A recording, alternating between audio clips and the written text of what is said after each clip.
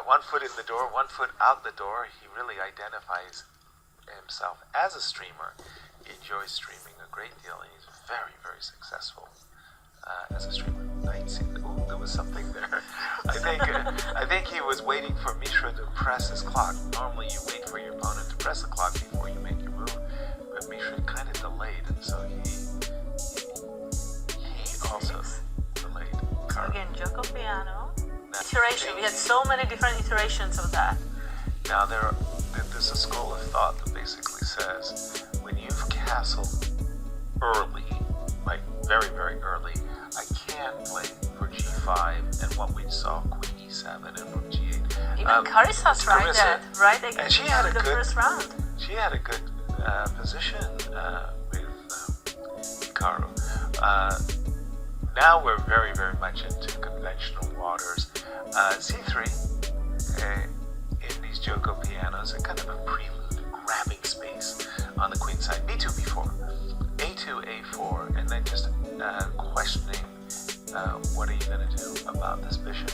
By the way, the move bishop B3 has the idea of playing knight to C4 and getting ready to swap off.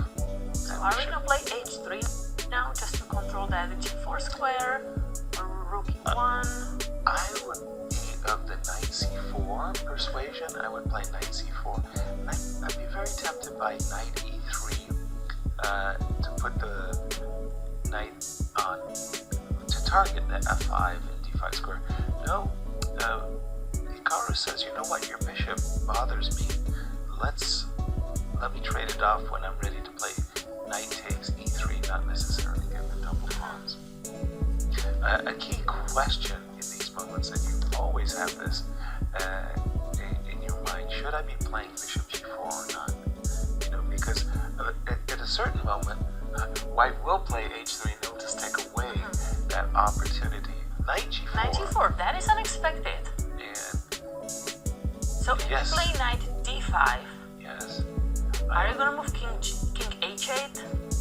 I would kind of imagine I would play knight D7, get rid of that knight so that I could retreat comfortably to F6. Knight D7, a good idea anyway. It's not like B5 with some terrifying threat, but it's just whenever your opponent's making a pawn storm, whether it be on the king side or the queen side, a good idea is to get out of the way before the pawns get there. And I feel also that usually when the knights start to retreat, we want to push for D4. Yep. Is that the situation now? Do we want to play D4? Very much so. First, I guess Mishra just wants to clarify matters, but I liked your move D4 very much. I thought that especially when the knight is on E7 and it's no longer protecting E5. So we could have had...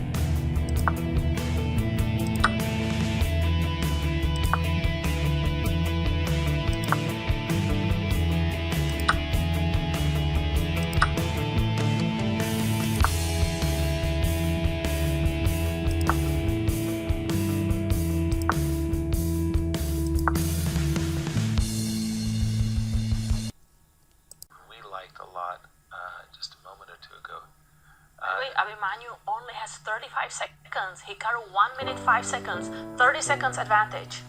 This is what makes Hikaru such a very, very dangerous Blitz player.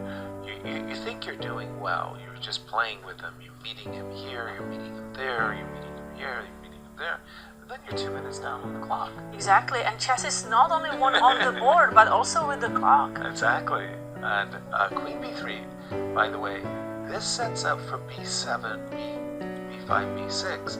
So pay attention. And Hikaru says, okay, just when you're not expecting it, your rook will be on the A file.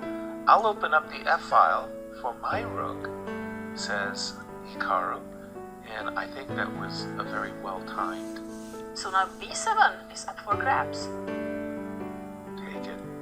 Take it, that's a pawn, take it. I mean, that by capturing the pawn, you will have justified all your play till now. There was something about the capture that he didn't like. Mishra decided to play the move rook f1. Not a fan.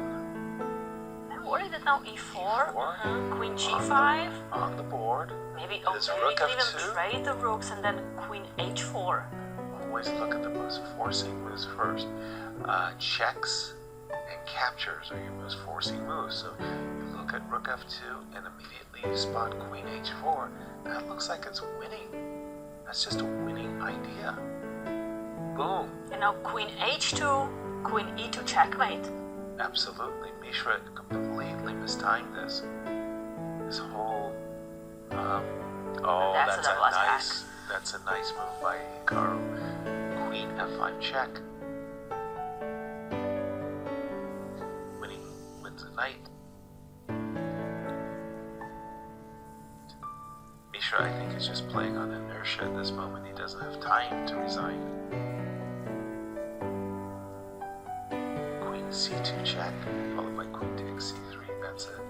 That's an easy one because the counterplay is based on queen takes c7. You win a pawn and you take away the counterplay. Queen c6 check, big threat. Like it's just gonna promote. I think we can switch games. Okay. Let's go to Wesley So against Idurabade, which is the second board. And Mishra did resign on our switch. And let's get it.